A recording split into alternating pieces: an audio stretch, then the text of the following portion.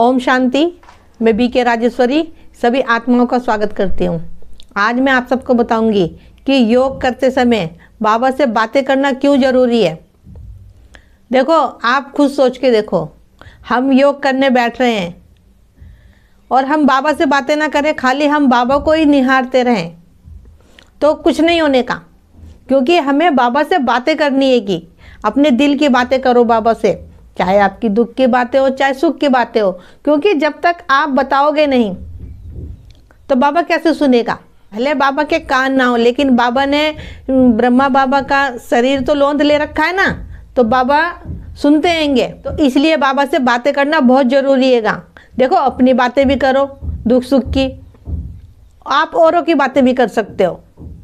और आप सुदर्शन चक्र फिराओ, क्योंकि आप जितना सुदर्शन चक्र फिराओगे, क्योंकि बातें तो बहुत सारी करनी है बाबा से देखो, लेकिन जैसे पढ़ाई हैगी ना, मुरली सुनना, सुदर्शन चक्र फिराना, अपनी आत्मा को याद रखना, जब इन बातों को हम फॉलो करेंगे जब भी तो हम आगे बढ़ेंगे।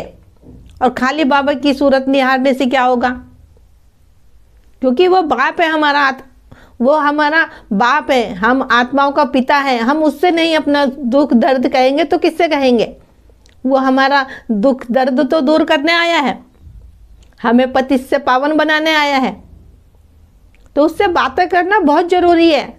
इसलिए कहते हो कि मन ही मन बाबा से बातें करा करो। जितनी आप बाबा से बातें करोगे आपका मन उतना ही शांत होगा। और दूसरी बात यह है कि आप एकाग्र होकर बैठा करो। जितना आप एकाग्र होकर बैठोगे, क्योंकि बच्चे कहते हैं कि जब योग करने बैठते हैं तो मन के अंदर व्यर्थ बहुत आता है। जब आप एकाग्र होकर बैठोगे और बाबा से आप बातें करोगे तो ऑटोमेटिक ही धीरे धीरे आपके अंदर से व्यर्थ खत्म होता रहेगा। अब देखो, किसी के अंदर व्यर्थ बहुत ज़्यादा है, किसी के अंदर कम है। जब हम योग में एकाग्र होकर बैठेंगे तो हमारे मन के अंदर कोई व्यर्थ के विचार नहीं आने के, कोई सोच नहीं चलने की। देखिए, इसमें समय लगता है। ये नहीं कि हम शुरू में योग कर रहे हैं तो सब कुछ एकदम से हो जाएगा। इसके लिए आपको धैर्य रखना है, धैर्य रखना है और आगे बढ़ना है। क्योंकि मन के अंदर बहुत व्यर्थ भरा हुआ, बहुत नेगेटिव भरा हुआ मन के अंदर, क्योंकि ये हमारे अंदर ध्रुव से भरा हुआ है। अब किसी के अंदर कम है, किसी के अंदर ज़्यादा है, ये तो देखो अपने अपने ड्रामे के अनुसार है। तो इसलिए थोड़ा सा समय लगता है, लेकिन हो सब जाता है का। तो जब हम बाबा से बातें करेंगे मन ही मन, तो हमारी जो बुद्धि हैगी वो और कहीं नहीं जाने की, किसी बात में हमारी बुद्धि नहीं फंसने की। क्योंकि हम बाबा से बातें करेंगे, अपने बाबा से बातें करेंगे, सुदर्शन चक्र फिराएंगे। इसलिए कहती हूँ कि चलते फिरते उठते बैठते सोते जागते बाबा से बातें करा करो। बाबा से बातें करना कोई मुश्किल थोड़ी ना है। सारा खेल अपनी बुद्धि का आएगा। जहाँ इस बुद्धि को ले जाओगे आप, ये बुद्धि वहीं जाएगी। तो क्यों ना आप अपनी बुद्धि को, अपने मन और बुद्धि को बाबा की तरफ लगा के रखो, तो व्यर्थ आपके अंदर आने का ही नहीं। देखिए, आप सोच के देखो, कभी कभी हम खाली रहते हैं, खाली समय में हम जैसे लेट गए तो मन के अंदर इधर उधर की सोच चलती हैगी, ऑटोमेटिक ही आएगी इधर उधर की बातें मन के अंदर। तो उस समय भी अपने को ध्यान देना है। जब भी कोई मन के अंदर इधर उधर की बातें आए तो अपने मन को उधर से हटा के बाबा की तरफ लगाना है। क्योंकि ये मन है, मन बड़ा चंचल है, आपको पता है। मन के अंदर अच्छे विचार भी आते हैं और खराब विचार भी आते हैं। कैसे इस मन को हमें बाबा की तरफ मोड़ना है, ये प्रैक्टिस आपको करनी हैगी। क्योंकि सोचने की तो कोई सीमा नहीं हैगी, सोच तो आएंगी।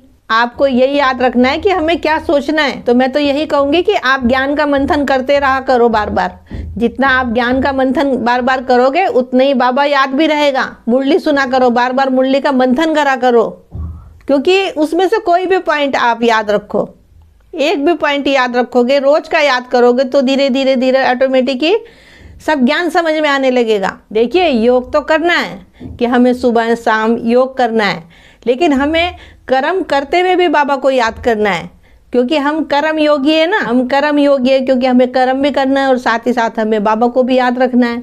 तो आप बाबा को भी याद रखो, क्योंकि बाबा को हमें बुद्धि से याद करना है। कर्म तो देखो हमें हाथ से करना है, तो बिल्कुल आसान है कि हम कर्म करते हुए बाबा को अपनी स्मृति में रखें और उससे हम मन ही मन बातें करें। कि जब आप ये प्रैक्टिस डेली करोगे, कुछ दिन आप 15 दिन, 20 दिन, 21 दिन अपनी रूटीन में लाओ, तो वो ऑटोमेटिक ही आपकी स्मृति में आ जाएगी बातें। जो आप दिन भर जो आप बातें करोगे, योग में करोगे, चलते फिरते याद करोगे, धीरे धीरे उसका समय बढ़ाते रहो और वो फिर आपकी रूटीन में आ जाएगा।